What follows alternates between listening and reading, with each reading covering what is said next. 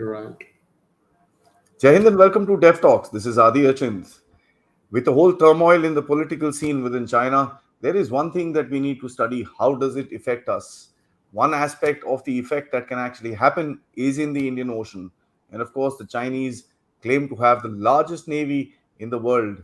To discuss this, I have with me Vice Admiral Anup Singh, who's going to throw some light into the threat that India faces from the Chinese navy within the Indian Ocean and a little more about Indian maritime security. Sir, thank you so much for our second interaction. It is a pleasure to have you with me and to get some insights from you as to what potential Chinese plans and of course a little talk about their capabilities. You're welcome, Adi. Always a pleasure talking to you. Thank you, sir. Sir, I'd like to begin with a question which will talk about, the Chinese claim that the size of the navy, as I mentioned in the introduction, is very large. They talk Yes, about the navy being a large invincible force which basically can, conquer the world at the moment, and that's the propaganda that they put out. As a matter of fact, the numbers, if you just go by the numbers, yes, they do have the largest surface fleet and, of course, underwater fleet in the world. Looking at the current setup, so how do you see the Chinese Navy kind of getting into this its role, and how do you assess this entire propaganda that they put out about the Navy? And is the Navy as strong as they kind of touted to be, sir? there is no doubt that they have beaten all records in history, including pre-Second World War, in trying to make the largest number of naval ships per year. I mean, in 2021 alone, they've commissioned 32 PLA Navy vessels, most of them major combatants. A similar report in 2013 to 14 had cited 64 ships for either their maritime surveillance agencies, which finally in 2013 was merged with four others into the Chinese Coast Guard, which has become one of the largest in the world. 64 ships in 1 year between 2013 and 14 were either launched or their keel laid or they were commissioned. But 32 purely for the Navy in 2021. And that too at a time where the Chinese economy is not doing as well as it is touted to be, is a big figure. And therefore, there is no doubt that 355 is a very large number. In this 355, you can imagine that there are 41 active destroyers. They have two aircraft carriers that are supposed to be fully operational. The third one is just about to get fully operational. They also have very large expeditionary ships, the latest one being the 40,000 ton type 075, which can carry up to about 25 to 28 helicopters, almost a battalion strength plus of troops, a lot of armor, etc., etc., and it has a long endurance. Its predecessor was only about 28,000 tons, the smaller vessel, which they tried out in the year 2017 by sending her along with the normal anti-piracy task group, which goes to Djibouti which goes to the Gulf of Aden every 3 months. Deliberately, they sent this ship out, and the news was that it carried about 800 troops just to try out 800 Marine Corps equivalent or Army landing troops, just to try out sea legs. And this happened in the not in the middle, but towards the end of the monsoon months in the Indian Ocean. So there is no doubt that they have been really doing wonders insofar as ship production is concerned. And it can only come through in a country like China, which is a closed state, a police state, or a total communist state. There are no fireworks. You just make up your mind once, which happened in the mid-90s after the third Taiwan Strait incident, preceded by the Gulf War. And thereafter, there's no limit to spending money for building the Navy. But when it comes to its deterrent value, and By the way, I gave you all these figures. Uh, the most impressive figure is that of its submarines. The submarine fleet has about 58 diesel electric boats and about 12, as they claim, mix of um, SSBNs and SSNs, that is, ballistic missile submarines and attack submarines, both nuclear powered. But it is said that only 4 or 5 of this combination of 12 is at any time operational. That too is a large figure.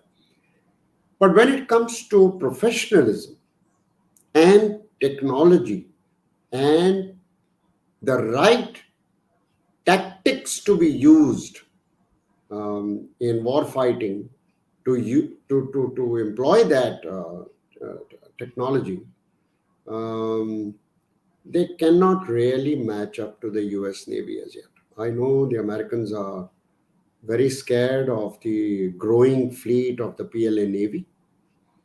And they are also getting worried that while the American fleet after the end of the Cold War declined to, at the moment, about 297 vessels, as against 355, 360 of China. And China is claiming to raise it to 420 in another 4 years and to 450 by 2030. Strictly speaking, first of all, they do not have nuclear powered aircraft carriers. They do not have large aircraft carriers, the heavy ones, of which, of the type that the Americans have got a total of 11, which means um, extended endurance, staying power, and a large number of fixed wing as well as rotary wing aircraft. For example, the Gerald Ford would be able to carry up to 90 aircraft, which will have a mix of fighters, about 50 of them, and the balance are troop carrying Chinooks and anti-submarine warfare helicopters and miniaturized mini AVACs, which is like the uh, the, um, the famous turboprop aircraft which can be launched on a catapult. Now, the you cannot really compare the PLA Navy's real warfighting capability against the US Navy's. Second thing is that while they have started building their numbers, their capability to sustain at sea is not yet proven because it does not have sufficiency in terms of logistic support at sea. You can have places um, like ports in Sri Lanka, you can have bases like in Djibouti, the first one, and the upcoming one in Pakistan and Gwadar. But you need a floating logistic train, which means logistic fleet support ships along with each task. Now, there they haven't reached as yet. And therefore, there you don't see them in numbers which can be called deterrent in the Indian Ocean. Not as yet. Interesting, sir. And I couldn't get the name. Excuse me. Was that the E2C Hawkeye that you were talking about, That's sir? right. That's right. Now the latest one is the E2D. D. Hawkeye. Yes, sir. Yes, sir. Yes, sir. I just couldn't place the name. It's just Yeah. been ringing in my head after that. Sir, thank you for that. I'd just take a moment to tell all the viewers to please like the video, subscribe to the channel, Yeah. and of course you can become a member or just say thanks for the video by just clicking the thanks button. So my next question would you and you hinted on this in the first question that the number of ships is always discussed. Uh, when one goes through the number of ships that the Chinese have, there's of course a different evaluation comes out with regards to the type of ships it's got in a larger number. But as a matter of fact, for its war fighting role today, which is going to be closer to its coastline, and the main enemy being for them the USA. Do you find the number of ships as a valid argument to project their power? And does this actually affect? Of course, you mentioned about the longevity of stay and the length or the legs of the travel. But keeping Mm. that aside, so for the purpose that the Chinese Navy today is kind of training, do you think they have this logic of counting the numbers is sufficient for them, and can they kind of work around it, work through it, or counter their threats? One of the reasons that they are growing in numbers is that they knew right from the beginning that, first of all, because of um, the style of maintaining a navy on conscription, it wasn't, even now, it is not really supposed to be as professional as a proper combatant, combat worthy navy should be. Second thing is that the Chinese have always tried to grab figures, and that is numbers, as well as being the number one in sizes for anything is concerned. For example, the largest container carrier, when the Maersk lines came out with Mm, Emma mm, Maersk carrying 15,000 containers, and I think it happened in about 6 or 7 years ago. The Chinese ordered one on, they couldn't build one themselves. They found it easier to get it built in South Korea by Daewoo or Mitsubishi, Daewoo or Samsung Heavy mm. Industries. There are three shipyards in South Korea which specialize in LNG carriers as well as in container carriers. Um, Today, the largest container carrier is um, owned by a Chinese company, which is of course state owned. Most of the shares are held by the state, and it carries 23,990 containers. I Wow. mean, if there are so many containers to be carried, the ship is almost 400 feet long. So they love this, number crunching and saying that nobody can beat us. And you can't claim that you built the largest in whatever type, whether it is a stadium or it is for Beijing Olympics, the kind of money they spent on infrastructure, wanting to show that they have arrived on the scene and there are no more should they be called a developing country. So in numbers, there's no doubt because there's no dearth of money Mm, and there's no dearth of manpower, cheap manpower because of population. But once again, when it comes to professionalism, A, because of the background of conscription, B, because they haven't really had experience in war fighting at sea. The only two land conflicts that they've had is one where they failed miserably in Vietnam, and the other one was, of course, the debacle in '62 when we never expected anything of the sort. The Vietnamese were always forewarned because these people were claiming Vietnam for 1,000 years ago having been a province of China.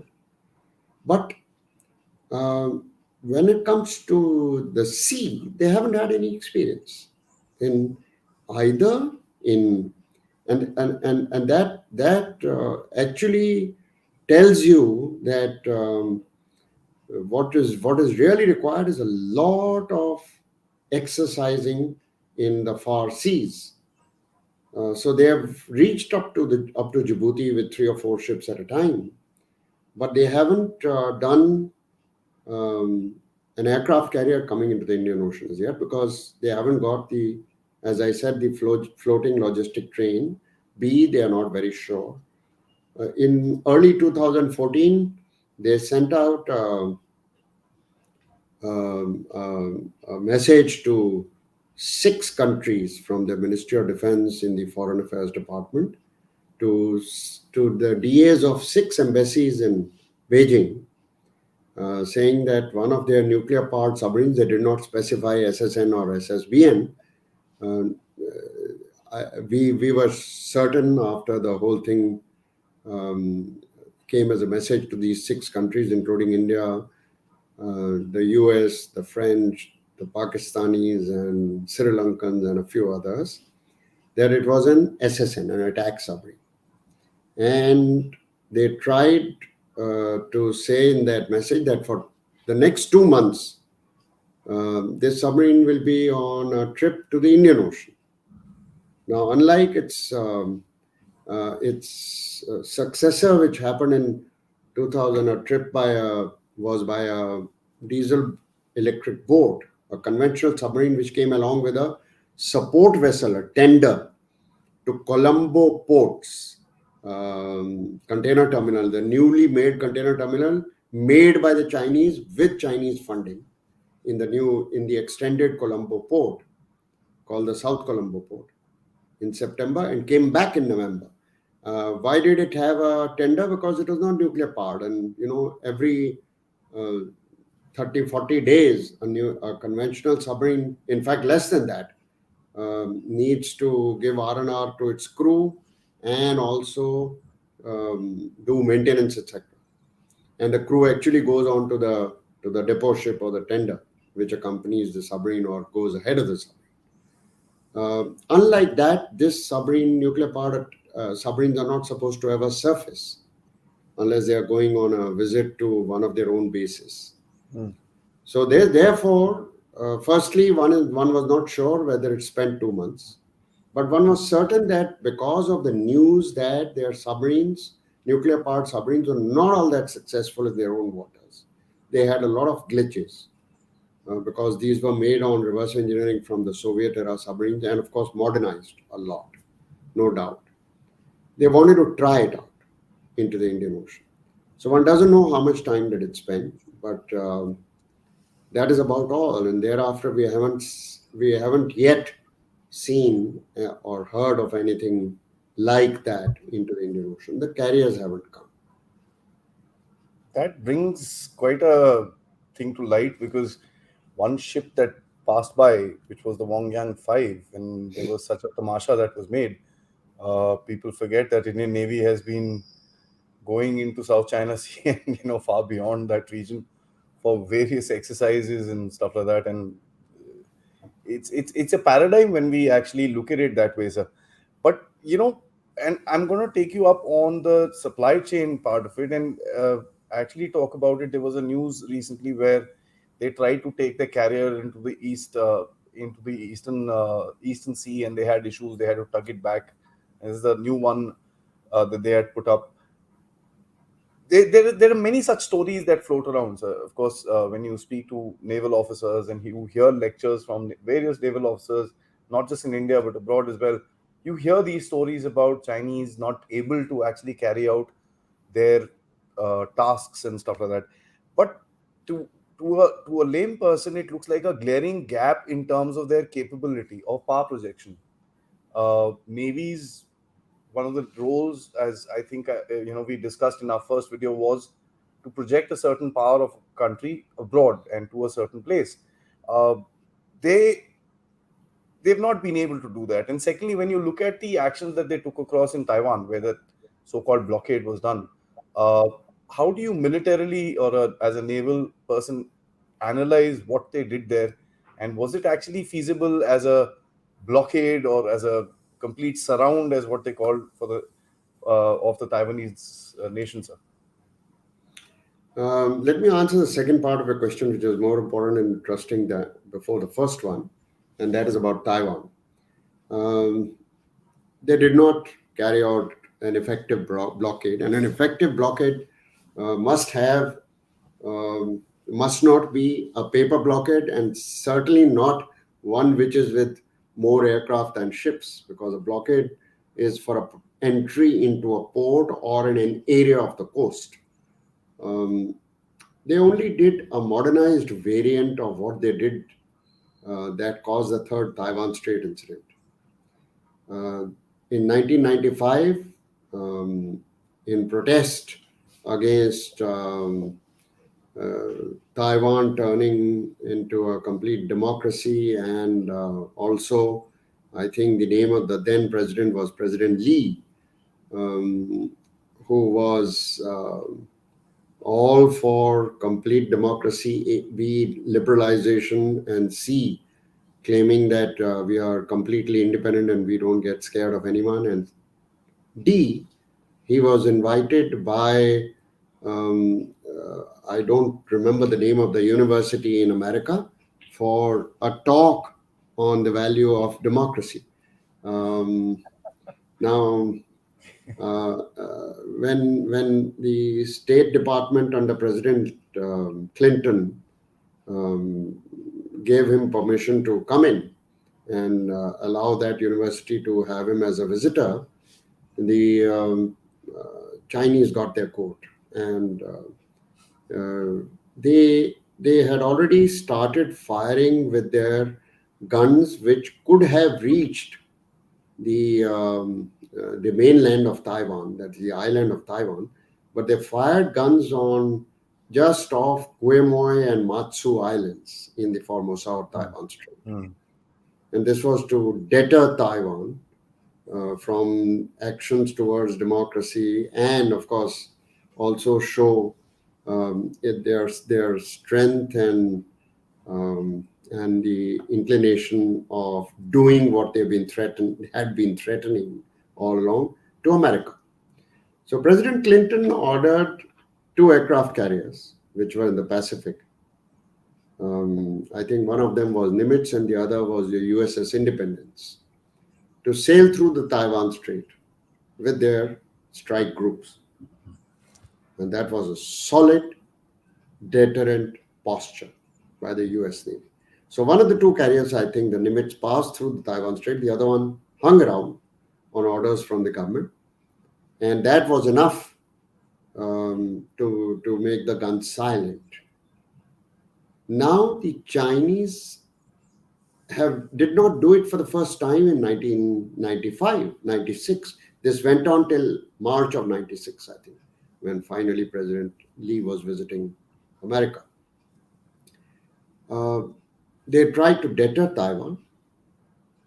They tried to subdue its actions towards complete democracy and liberalization of politics and of full declaration that we are an independent nation. They tried again to do the same. And the irritant was Nancy Pelosi's visit to Taiwan. Mm. What did they do? Nothing.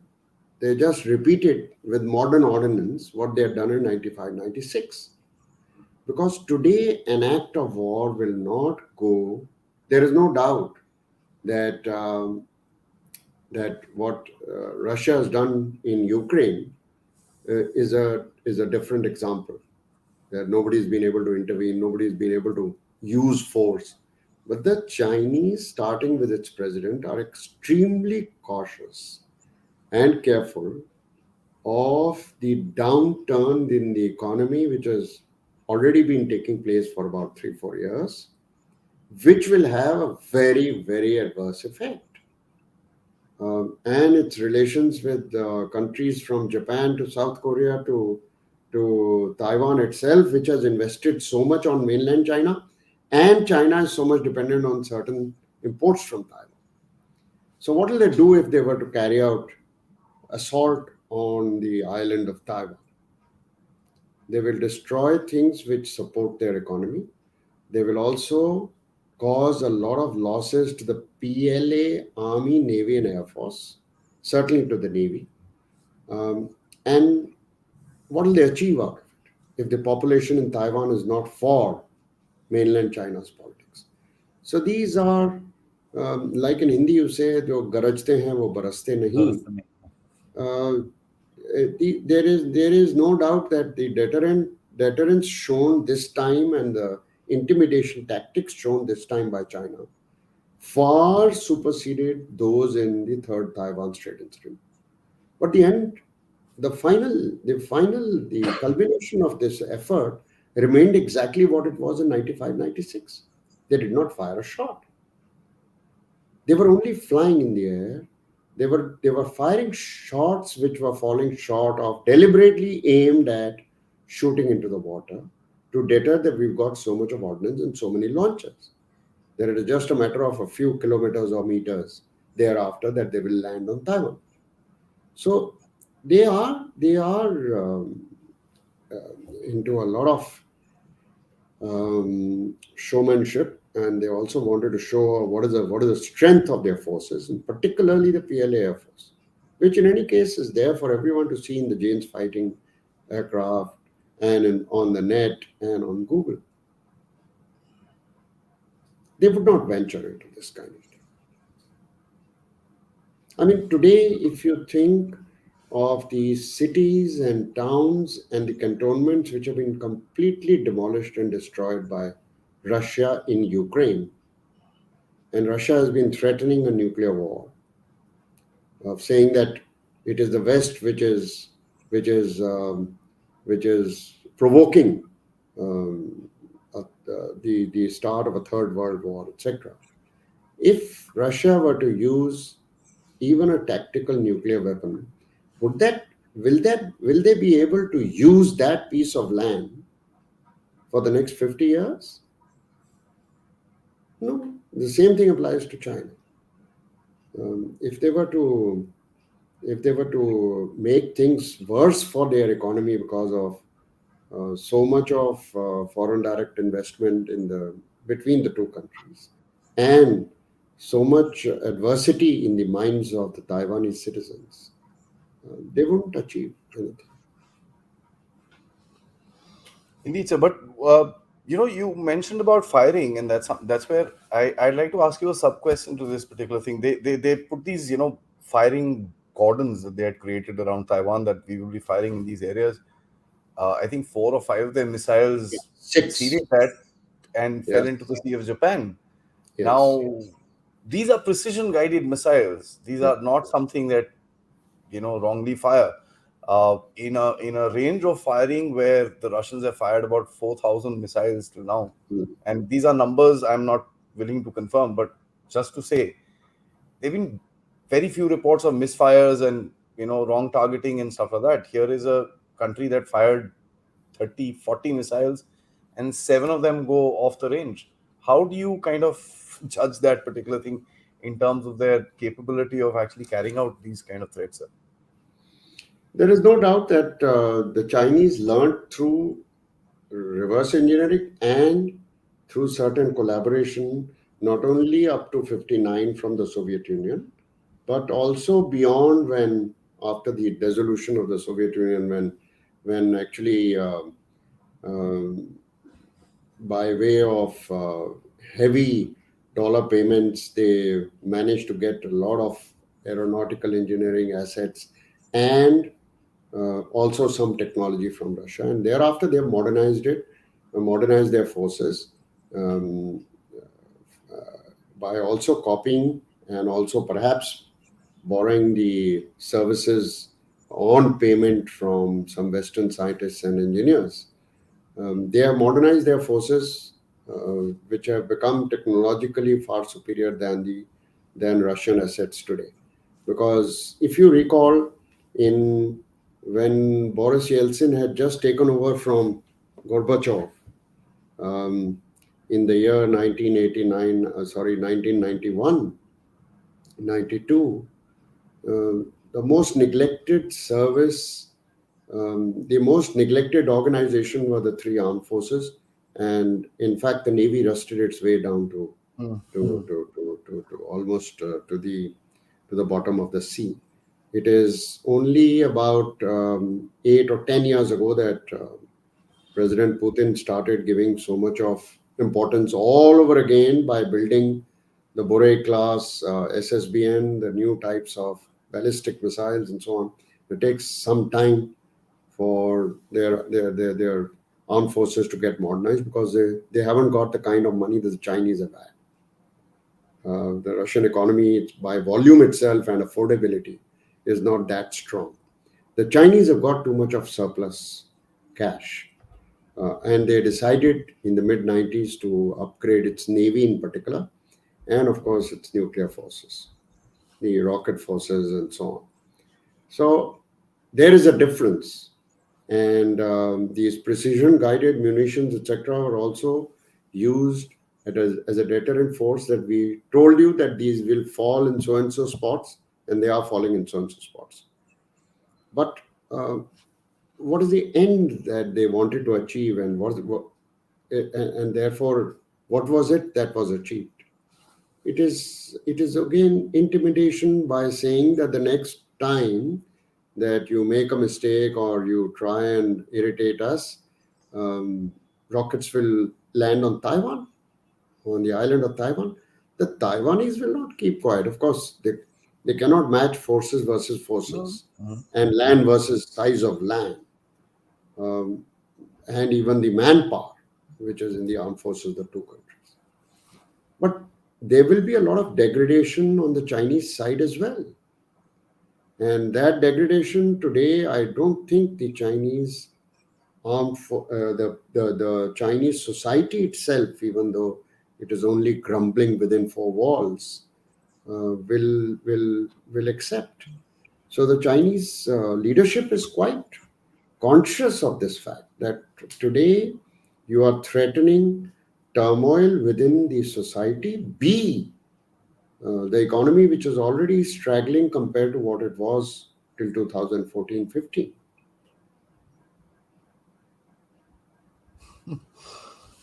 There are more than one reasons to go to war, as they say. So there, you're telling us more than one reason not to go to war, and I think these are very Yes. serious reasons that the Chinese need to consider. So was it Absolutely. Aristotle or Plato who had said that only the dead have seen the end of war? That's So why that maxim was revisited on 24th February last year, or this year, this year, when Russia went into Ukraine. So even though, and the most surprised were the United States of America, who never thought that these guys will ever go in. so this is a comment that came out, and this is a regular viewer of mine, very interested in geopolitics. He says the Americans say most of their ships are just floating target practice. Uh, of course, I've heard this, and how do you comment on this particular thing before I move forward to my next question? If you see the Congressional Research Service reports over the last almost 7-8 years, CRS reports, CRS. and you see other articles even on the net by not just bloggers but articles, proper papers written by many research think tanks and research people. There is a certain amount of paranoia about the growing Chinese military might. Now, I called it paranoia because I think the Americans are uh, also unnecessarily getting worried. Because, the Chinese, at one stage, one of their uh, generals had said I think it was the year 2005, when in an interview to either the Washington Post or the New York, I think the Washington Post, he said, uh, should America come to the rescue of Taiwan, or should America try and wage war against China, we will nuke 200 cities. Now, he was a serving two-star general. And the Americans told the Chinese to please see what your serving general is saying. So they said, yes, those were his personal views or something like that. But that gentleman, it did not affect that gentleman at all. The Chinese administration was very happy that he said what he said. And thereafter, and at that time, I think he was serving in the National Defense University in Beijing. Even Aha. today, even today, as a retired major general, he is in one of their important think tanks. So uh, they say all this, but do they really mean it? Will they practice? And if one city in China were to be, I mean, if the Americans were to use retaliation, and they would, technology where it stands today. The moment a ballistic missile takes off, there are satellites picking it up. There are radars in various island stations or military bases in the Indian Ocean, in the Pacific, and in Hawaii and elsewhere on mainland. And they've got a very fine ballistic missile defense system all across, first. Secondly, you think the Americans will keep quiet? Even if one ballistic missile were finally neutralized and there was another one to follow from China, the Americans won't keep quiet. Will the Chinese accept um, retaliation of that nature, even on one city or township? So there is no doubt that MAD was called truly a mad doctrine during the Cold War. But that is what has kept Kept it nuclear peace. war at bay. Absolutely. The threat of a self goal, if I may put it very lightly, would be the cause. So Annihilation. let me come back to the Chinese Navy itself. Now, one thing about China that a lot of people tout about is their industrial capacity. Their shipbuilding is, I mean, I'll be talking loosely when I say fast. Uh, they're producing floating vessels faster than many traditional shipbuilders in the world. That industrial capacity is also said to have been employed within the production of ammunition, missiles, and so on and so forth, which will be required for their forces. I'm sure that that includes the navy as well. Uh, and this is a late new phenomenon, so it's not something that has been there for a long time. The Chinese have kind of just jumped into this industrial phase. I would say probably end 80s they kind of Yeah. started up. The traditions of sailing is something that goes back centuries. The Indian Navy has these traditions. I mean, we've had sailing traditions within our land for centuries, and this is very well known with the kind of stuff that you find in Southeast Asia and Africa and many other places. The Chinese don't. How does the lack of tradition kind of affect the Chinese Navy and its performance, sir? It affects, to sum it all, it affects their sea legs and their ability to fight. But as I said, as I gave the example of 2017 when they sent one of their LPDs on a first ever beyond home waters mission to Djibouti, they tested it out, and the news was that it was confirmed when they reached Djibouti, the newly commissioned base, that there were almost 800 troops on it. So they just wanted to try out their sea legs. But they haven't been into it. The one activity that they keep doing with dual purpose in mind is on sending their floating hospital ships to developing countries and to least developed countries, Yeah. starting with Bangladesh in our own waters. They send them to islands in the Pacific and in the Indian Ocean to dole away medical aid and instructions on, and of course, instructions in bringing up their paramedics, etc. Medical systems, yes. But when it comes to war fighting vessels, they haven't been able to do it as yet. Um, the thing is that they are not, they have not yet been seen to be doing what they keep claiming. If that were the case, then the Liaoning, the Shandong would have been in the Indian Ocean by now. For almost, the Liaoning got commissioned in 2012, finished its trials in 13 or 14. They struggled, there's no doubt.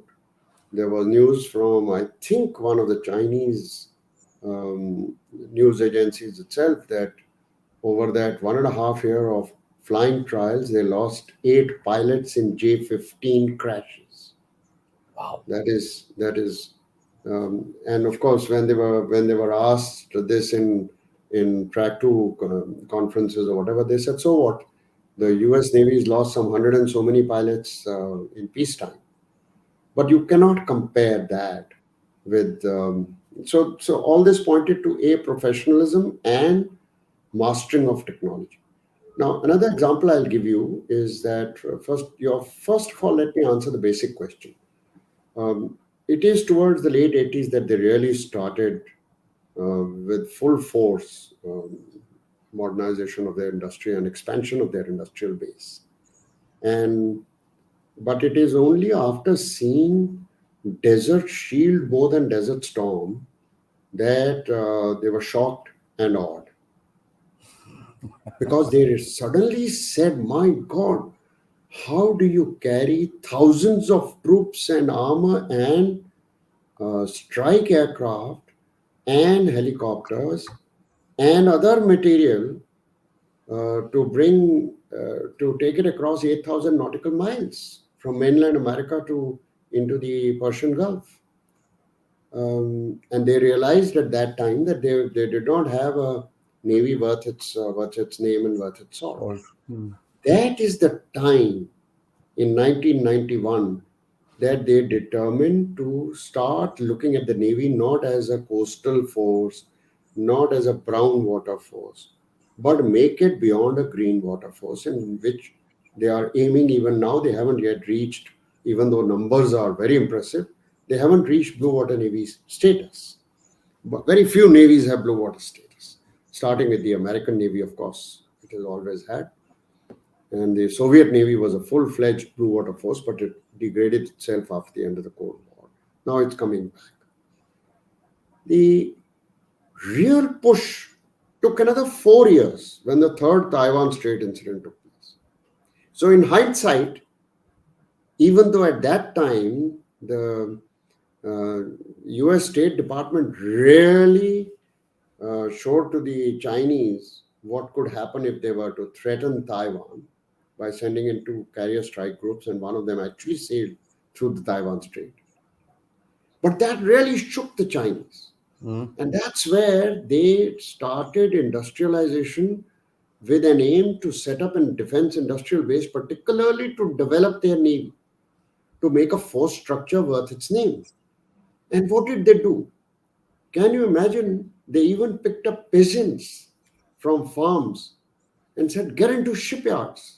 And they created such a vast network of shipyards that today, if you were to count yards which are only supporting yards making sections or compartments for their ships, including for the merchant ships, then the total number of units that are called yards is about 5,000. But they claim 490 shipyards in that country. And some of them are really the largest in the world. For example, the Jiangnan shipyard. Some of them are really large. They needed manpower and they did not have experience in shipbuilding. What did this do?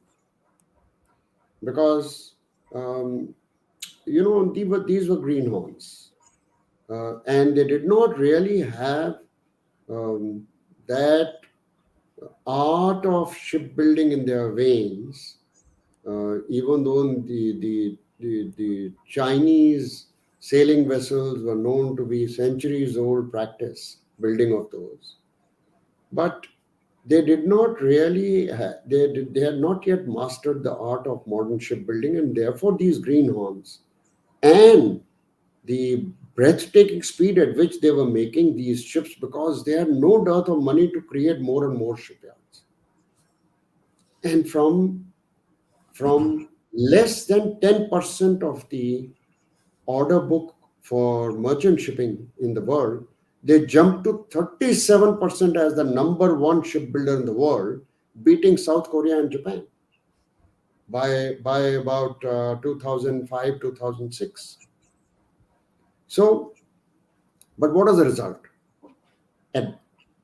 Till about 10 years ago, their warships as well as merchant ships are not that great in quality. Today, you can't say that. Today, the quality of construction and of designing is rarely gone. And why do I say this? For example, they made for the first time 4 Type 22, as they call it, frigates for the Pakistan Navy. And the first one which sailed out, which was made the first 3 were made in the Chinese shipyard. The first one that sailed out met with stormy seas during, I think it was a hurricane of sorts, pretty far away in the Pacific. And there were reported serious cracks in its hull. But today they have come of age because of these things. I also had an opportunity in 2010 or 11 to visit an Indian company's sole but brand new dredger of a very large size, some 5,000 cubic meter capacity, of within its hull. And I went on board and saw that from the bridge down to the machinery room, everything was vibrating very badly. And that is a clear indication of a vessel vibrates only if it is in real shallow waters or it is touching bottom.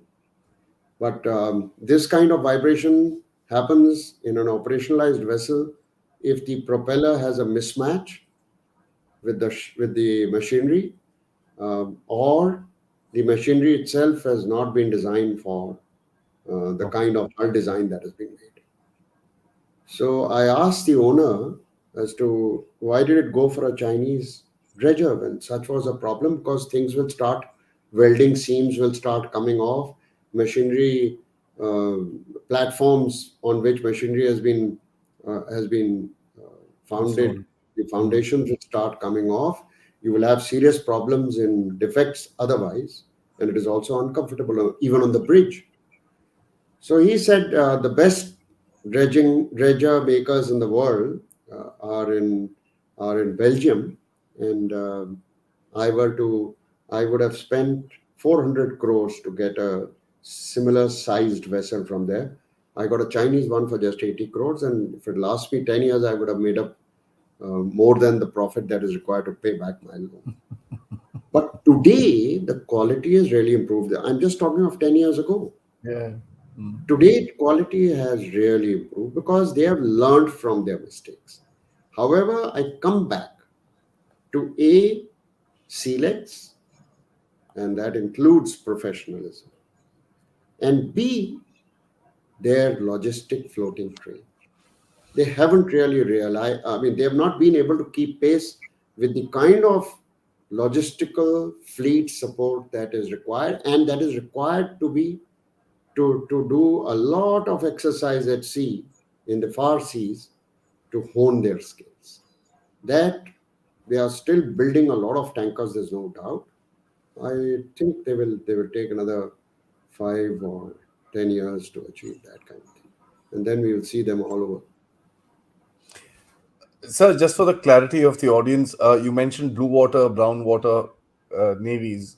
One, a little clarification on that, and two, when, as I was mentioning in one of my questions, when you look at the types of ships that the Chinese Navy has, you notice that they've got very smaller ships for coastal defense, which are in very large numbers. I mean, I believe there's a type which has about 350 ships. It's amazing that they have that kind of number for this thing.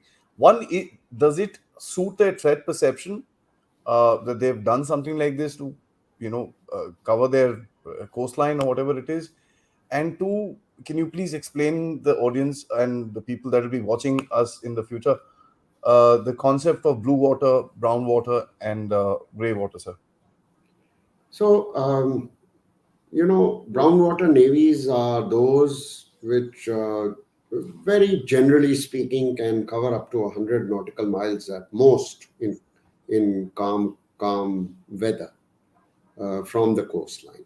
And a brown water navy is supposed to be looking after only coastal defense, which means patrol craft, which could mean offshore patrol vessels, and so on. It does not have staying power, and it cannot venture out for too distant a destination. Green water navies are those which venture far beyond even the exclusive economic zone and are able to cover primary areas of interest for the nation, whether primarily maritime areas, and are able to go for those distances with the limited logistic support that they've got at sea. Blue water navies can sustain themselves at sea. I'm not talking of nuclear powered submarines, because submarines are sea denial weapons. Blue water navies are those which can sustain themselves not just on the back of nuclear powered reactors on board. That is not essential. What is essential is not just fuel for conventional platforms, including conventional aircraft carriers and frigates and destroyers, which are generally always conventional, um, but also for maintenance at sea. because in the old days we used to call them tankers rather than logistic support ships or fleet support ships. They only carried crude oil or diesel or whatever to sustain a navy's blue water capabilities. But today's fleet support ships or logistic support ships carry workshops. They carry spare parts. They are like floating depots. They are also supposed to carry a lot of ammunition, that when the destroyers, frigates, and the aircraft carrier run out of ammunition during a conflict, and these guys are sailing along with the strike group or a task group or a task force, they also carry ammunition to be replenished. They also carry food and provisions. They carry a lot of potable water just in case a ship's evaporators stop working, even though most ships, including small frigates, have got redundancy in distilling plants today. In the old days, evaporators used to run purely on steam because ships were propelled by steam turbines, or or even with conventional furnaces in the early part of the 20th century.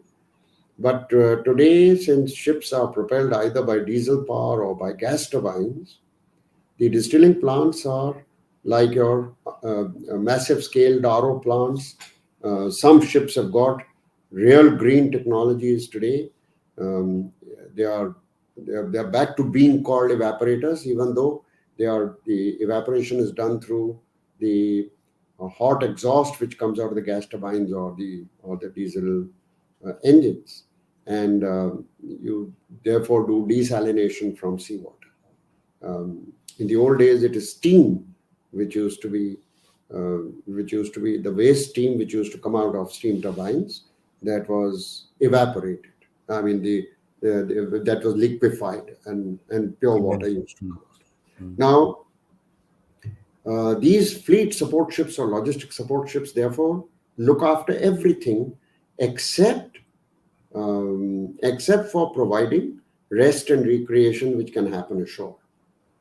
Even they even have miniaturized hospitals within. That means that each ship has a sick bay which can carry, which normally in a destroyer or frigate has 2 or 4 beds. In an aircraft carrier, of course, it's a miniaturized hospital. But these fleet support ships have a proper medical team, and depending on the kind of design, they could have 8 beds or 16 beds in a miniaturized hospital. There are also hospital ships which are owned by navies, like the USNS Mercy, which is about 50,000 tons. The US Navy owns 2 or 3 of them, Pileo and Mercy, and they go on peace missions, and the Chinese are trying to emulate them with much smaller variants at 14 or 15,000 tons. So these fleet support ships is what is really required in numbers to sustain at sea. And there the Chinese are trying their best to get their sea legs for blue water capability. So most navies which are large enough, including, I would say, the Indian Navy is not yet a blue water navy. We haven't got enough fleet support ships. The French Navy is not a blue water navy today. Earlier it used to be in the old days. The Soviet Navy used to be, but the Russian Navy is not that strong. And the Soviet Navy had a very fine design, which the Chinese have been trying to emulate, that in the Cold War period, the entire fleet of 2,500 merchant ships, which are state-owned, there were no private ship companies in the Soviet days, in Soviet Union. The entire fleet also acted as communication links for their navy and for logistic support. So while underway replenishment by gray-hulled replenishment ships or fleet support ships is done while you are on the move at good speed, and the 2 ships or 2 ships fed simultaneously, or 3 ships fed simultaneously by the fleet support ship at very close distance are moving at good speed. Depending on capability, the speeds of these fleet support ships or tankers in the old days can go from 12 to 18 knots. while replenishing. We normally don't go at more than 14 knots, but the higher the speed, the better evasion against enemy submarines, and better evasion and better uh, is the effort to keep yourself tied up away from defensive maneuvers, etc. So these fleet support ships are a very, very important, are the most important link for converting from a green water navy to a blue water navy. The other element which is essential to call yourself a blue water navy is expeditionary forces, the types that were used by the US Navy to transport not just marines but also aircraft, helicopters, infrastructure for their army ashore, etc., all the way from America or from the Pacific, from Hawaii into the Persian Gulf. So these two elements, primarily logistic support and secondly expeditionary forces in large numbers, are what convert a navy from a green water to a blue water navy, which means that you don't have to bother about coming back to port either for maintenance to home port or to one of your own ports, your own countries or friendly countries' ports. But you can sustain yourself for distant operations, and for a long duration you can remain at sea. Interesting, sir. So there's a interesting question since we talked about the emulation of the Chinese. Is there any innovative solutions adapted by the Chinese Navy that like the USSR's Caspian Sea monster? Not only the Caspian Sea monster, but even the Russian Navy.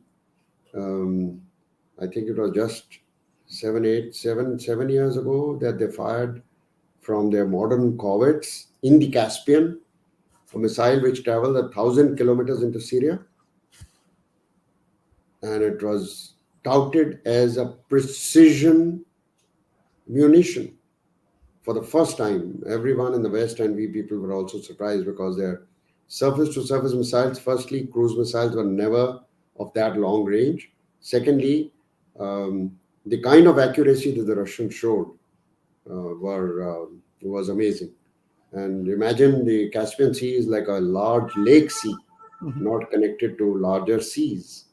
Um, but the Chinese have not shown that kind of that they haven't demonstrated that kind of capability as yet. My last question to you, sir, is about the militia.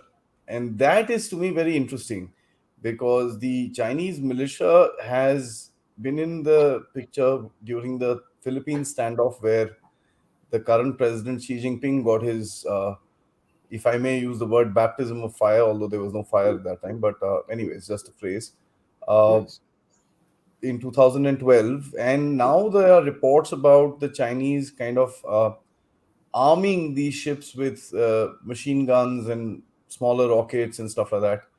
And there are certain reports that talk about 10,000 of these ships have already been armed, these small militia boats and stuff like that. Of course, this doesn't come into the count of the 455 500 ship that this thing. One, what is the purpose of this militia? Is just harassment or what? And why would you arm something like this? And two, a lot of people fear that these boats would be the ones that would cause a blockade in terms of blocking Taiwan's access to any sort of aid that could come across its way. So, how do you foresee the militia, its use, and the future? The one thing that the Chinese have rarely been able to demonstrate, unlike any other country, maritime nation in the world, is the maritime militia through a large fleet of fishing vessels, which are only meant to be doing gray zone operations. And you're right, the figure may be beyond 10,000, with not just earlier it used to be heard only of small arms carried by their crew. Now machine guns have been seen, 50 cals have been. and Yeah. and even those which were not armed, they have been trained for years and years um, in doing ramming tactics, and that's why the Chinese build most of their fishing vessels in large sizes, so that endurance is not a problem. And one of these acts without any guns that was seen was during the standoff in Vietnamese EEZ Yeah. in the year 2014. You will recall. I forget the name of that Hyang something whatever 910 or some such Yeah. figure, which was a drilling vessel, offshore drilling vessel platform, which was brought into the Vietnamese EEZ exactly 100 miles from the Vietnamese coast, whereas the EEZ is 200 nautical miles, claiming it to be part of the 9-dash line and therefore their waters, and which is known to have a large cache of a large reservoir of hydrocarbons. So when Hydrocarbons. they brought it in over there, the there was a fight at sea, one-way fight mostly, where the Chinese to claim not only that these were their waters, their fishing vessels of very large sizes were actually designed like the old rams. And they came and sank two Vietnamese vessels. The most of the crew were recovered by other Vietnamese fishing vessels, but the Vietnamese fishing vessels were much smaller in size. Mhm. Now, this is what the maritime militia has been trained right from the beginning, which is actually which has disturbed discipline at sea. I mean, you cannot go to the uncivilized era of doing this kind of thing. But that's the way the Chinese have been trying to deliberately display that they will enter into gray zone operations in order to say, look, the gray navy or the white coast guard was not involved. We don't know who did what, and we don't even know these guys. So the arming them with weapons is actually spoiling the culture and has completely demolished the sense of governance of good order at sea. It is a very, very uncivilized and dangerous behavior. I think you've put this answer across, and a lot of people don't remember. I think these ramming incidents that took place. I believe one incident took place with the Philippine ship as well some time Yes, ago. yes. I'm just a little foggy on the details, but it's an interesting thing where a whole force has been built to go hit someone. I mean, Yes, and there are reports of these shoulder-fired guns and all that stuff, and that's these right. missiles have been put into these boats and stuff. It's quite a this thing. It's In you know fact, they it, did it against the Philippines in the Scarborough Shoal. yeah, It is after that that the Philippines went to the yeah, Permanent international Court of Arbitration, and the arbitration. 2016 verdict of the PCA was very damning against China. It upheld almost 12 or 14 of the 15 uh, points that the Philippines had raised in its petition. Yet the Chinese said that we do not recognize it. Yeah, we But don't. but the important point that you highlighted in the beginning was of President Xi Jinping himself honoring these guys or whatever. I think it was in December 2012 that he was photographed on one of these fishing Yes, vessels. he was. That's where he got his stars, and he kind of Yes. politically maneuvered to come into the Yeah. limelight after that, because he won a battle of sorts. It's a funny scenario. So, but thank you so much. This is an eye-opening session because we've gone through. I think it's a you've told us a story about Chinese Navy, and the way you've told it across is amazing, because it's without going into technicalities, to understand a naval power is very difficult. And of course, reading about navies and stuff like that is one thing. Hearing it from someone who's actually sailed the oceans and probably dealt with the Chinese somewhere along his career is also it's a different way of understanding, and it's actually a very interesting way of understanding, because one can actually see the experience of what you're talking about and where you're coming from. So thank you so much for the time, sir. I'm going to bother you again for another session sometime in the future. going forward in my little quest to understand, one, the Indian Navy, two, the maritime threats that India faces, and that's something that I want to work on in the next session. Uh, there is of course a lot which is happening in our country itself, in terms of the borders, and I said this in the last episode as well. The focus has always been in the north. uh, I find it to be purposeful that our enemies have always come from the land borders and left the sea alone, because there is probably a reason why they want to take us away. Of course, there's developments about our new aircraft carrier, and there's the talks about the third one, and so on and so forth. So we'll cover all that stuff in our next talk with Admiral Anup Singh. Thank you so much, sir, for joining me. Till next time, sir. Jai Hind. Thank you, Adi. Always a pleasure. Jai Hind. Thank you, sir.